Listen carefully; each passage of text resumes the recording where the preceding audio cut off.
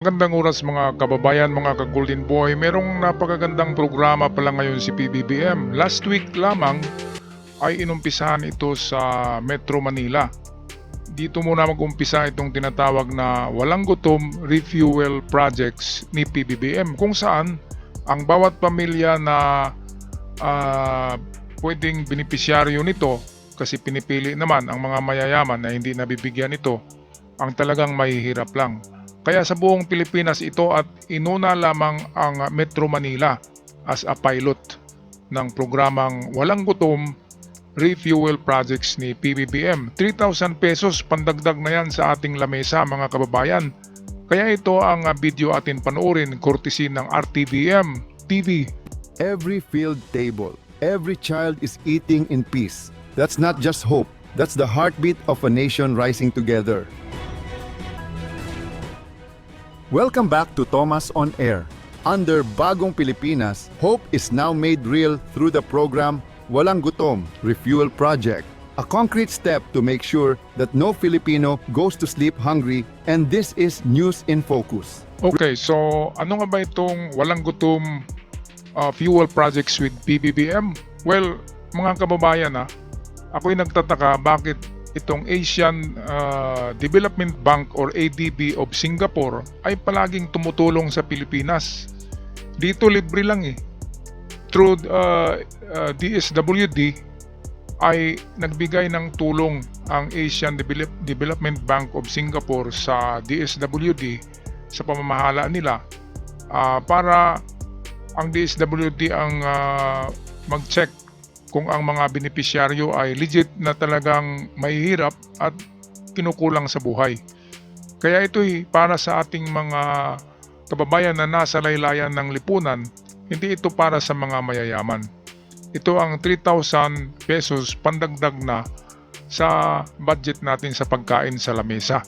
Ayon kay BBBM ay hindi siya sa kanyang termino ay hindi siya aalis at kung hindi may patupad ang programang ito ng tuloy-tuloy. Kaya napakaganda habang busy ang mga DDS sa pagsisira ng pangalan ni PBBM, ay sikreto pa rin si PBBM na gumagawa ng mga magagandang programa. Well, Asian Development Bank, bago lang yan Ang Singapore ay bago lang na nag-invest sa atin ng $300 billion noong nakaraang buwan lang ay nag-invest ang Singapore through ADB, Asian Development Bank. Bakit ba palaging involved ang Asian Development Bank sa pagtutulong sa Pilipinas? Dahil nga ayon sa mga chismis, the Marcos Gold was also deposited in Asian Development Bank in Singapore. At hindi lang yan, mayroon mga balitang-balita, mga chismis na isa daw sa may-ari ng ADB ay walang iba kundi ang dating Pangulong Marcos. Isa sa may-ari hindi naman sa kanya lahat yan, pero meron siyang napakalaking deposito daw diyan about yung tinatawag natin na Marcos Gold sa Asian Development Bank. Kaya ito na ngayon, siguro, ito yung mga withdrawal of interest, di ba? At dahil sa sinabi ng ama ni PBBM na kailangan tulungan ang sambayanan Pilipinas at kumuha sa itulong yung Marcos Gold. Ang unang direktiba noon ni iniwan sa kay PBBM na sulat ay ang edukasyon, ang siyensya at saka ang itong goodwill of the Filipinos. Kasi ang wealth for humanity nga ang tawag sa Marcos Gold. Karamihan ng gold sana ay itutulong talaga sa Pilipinas.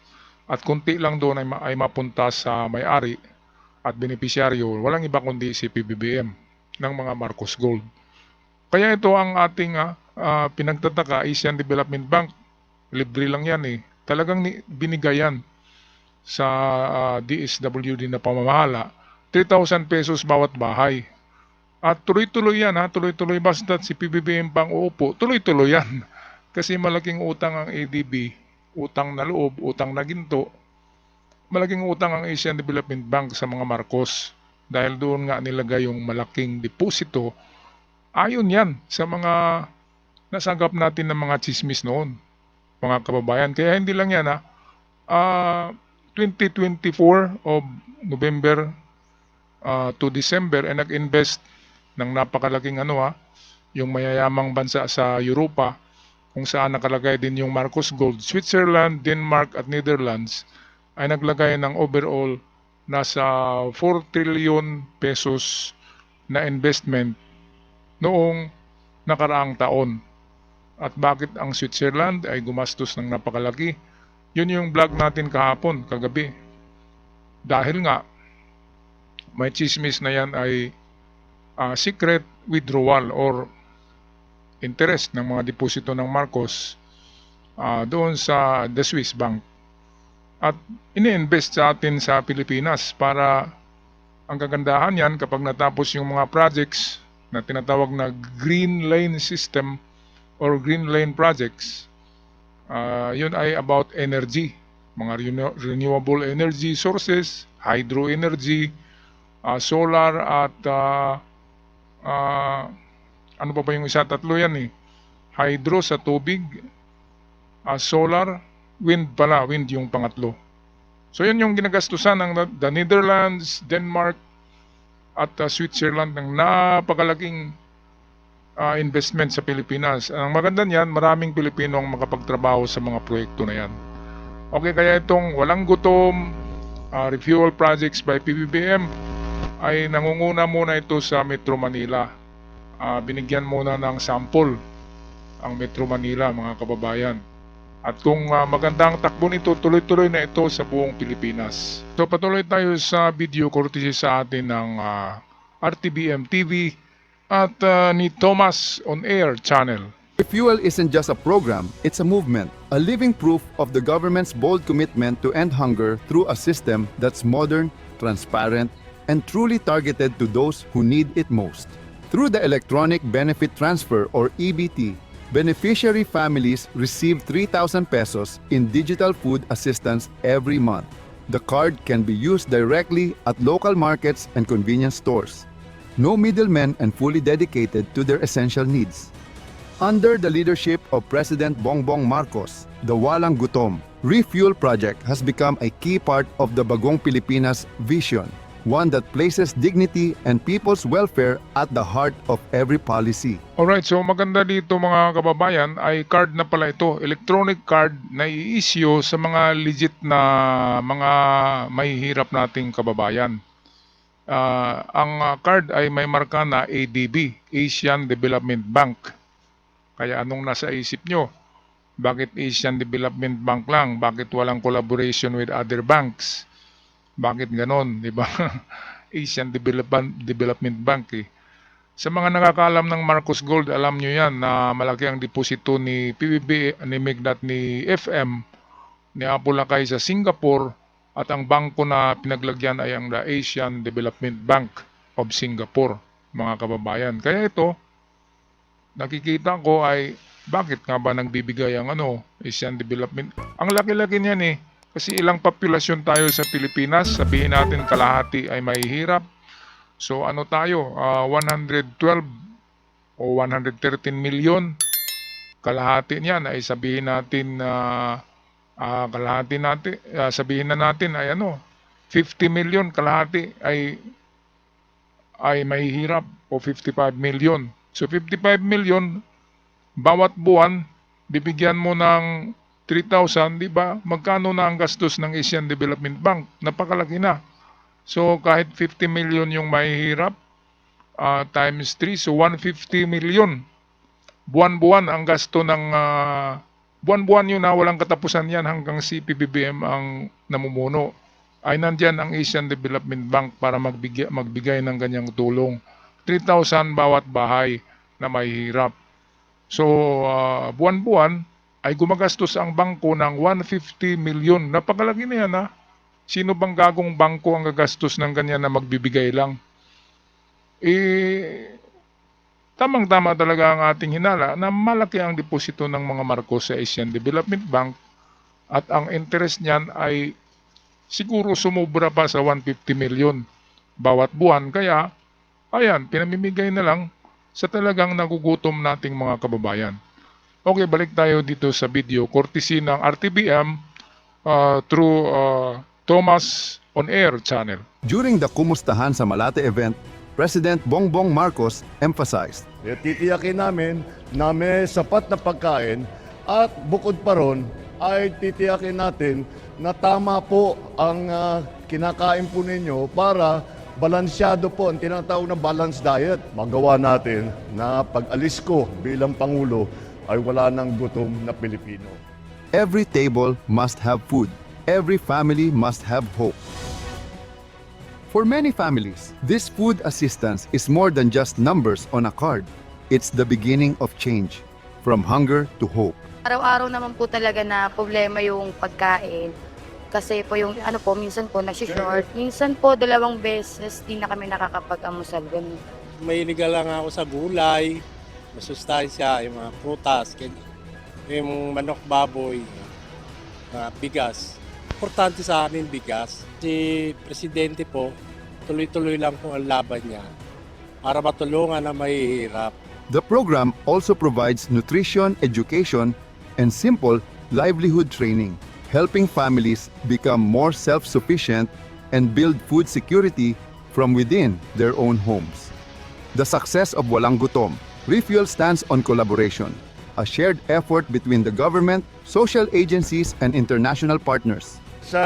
Kaya't magpapasalamat, I'd like to thank of course the ADB because this is their program, the Agence Française Développement and the OPEC Fund for all their assistance for what they have done here. Ito po ay programa nila, dinala nila sa atin at tayo naman inadapt po natin. Ayan, so ang bait-bait ng ang bait-bait ng Asian Development Bank at sila pa yung nagdala ng programa na papakainin yung mahihirap at bigyan ng 3,000 pesos at electronic card pa yung gagamitin. Napakaganda, no? Sino bang tarantadong mga bangko ang nagbibigay? Tayo nga ang dinudugas ng mga bangko eh. Kaya nga ako ay hindi na ako naglalagay sa bangko. Kasi bawat withdrawal ay merong bawas sa account mo yan. At kung hindi ka nakapag-deposito ng ilang buwan ay babawasan ng account mo. Bakit ang ADB ay ang bait-bait? Nagbibigay nga eh. 3,000 pesos.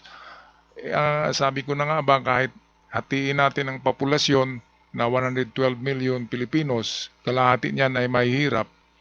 Well, gagastos ang ang ADB, ang Asian Development Bank, gagastos sila ng nasa, estimate ko lang yan, 150 million pesos every month.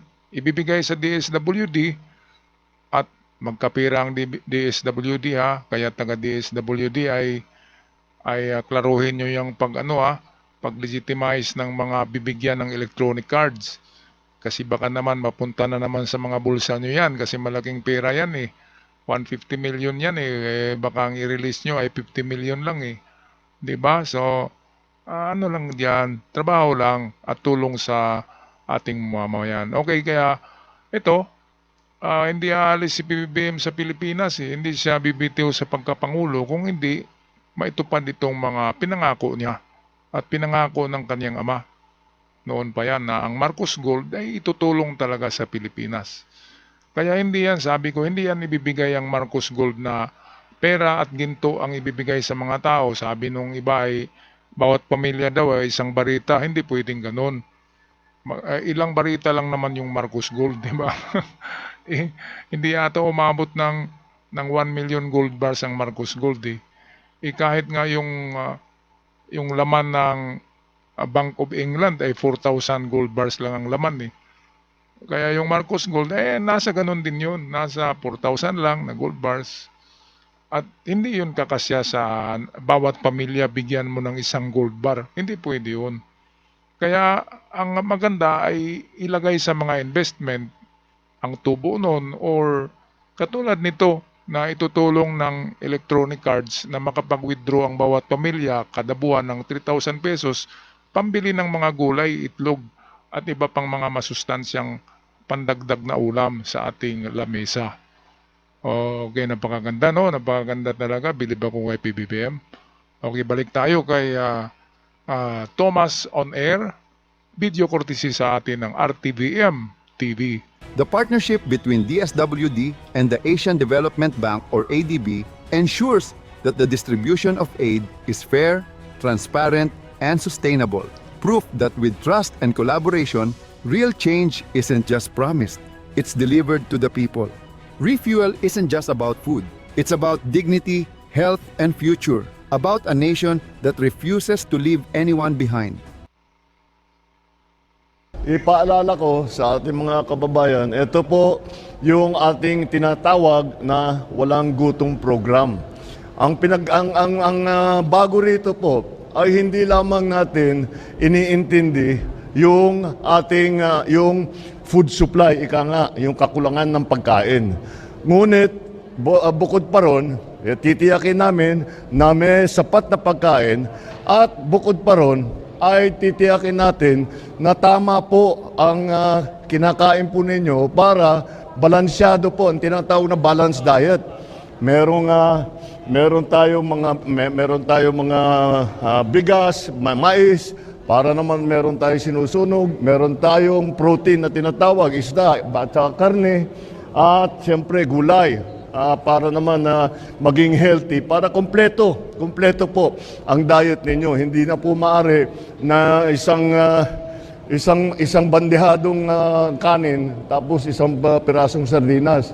Hindi na po pwede yun. Kaya ito po ang ating programa.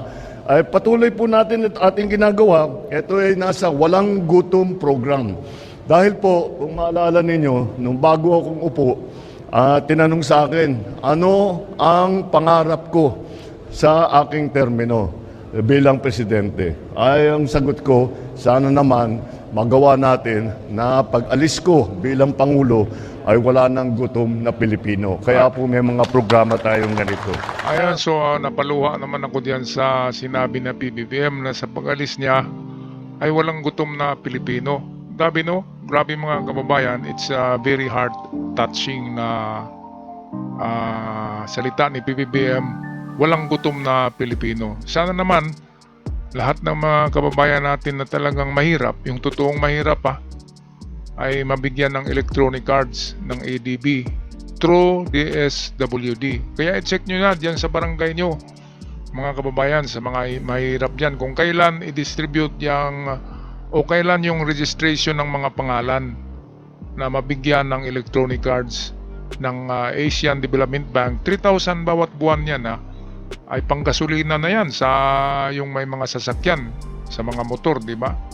Malaking tulong ng 3,000 pesos na pangdagdag sa ating budget. Ang bigas ngayon, di ba? Merong 2,000 ang sako pesos.